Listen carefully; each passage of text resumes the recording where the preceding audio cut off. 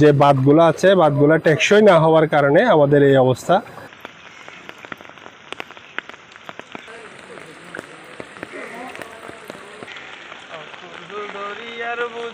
এই বন্যার কারণে বাড়িঘর সব ধুয়ে মুছে চলে গেছে, এখন অনেক ক্ষয়ক্ষতি হয়ে গেছে লক্ষ টাকার উপরে।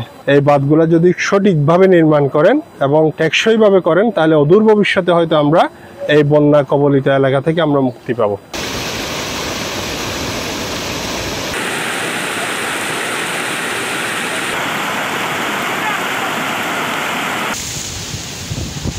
এই আশেপাশে যে কয়েকটা উপজেলা আছে, বাঁশখালী, পেকুয়া এবং চকরিয়া, এত বাড়ি বর্ষণ যে এখানে লাখ লাখ টাকার সম্পত্তি, মানুষের পুকুর, গরু ছাগল, রোডঘাট, যানবাহন চলাচল করা একদম বন্ধ হয়ে গেছে।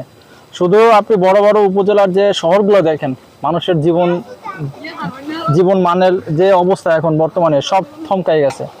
এই যে ক্ষতি, এটা সরকার কিভাবে পোষাবে, কিভাবে উপজেলা নির্বাহী স্যার যারা আছে কিভাবে দেখবে, এটা একটা প্রশ্ন থাইকেই যায়।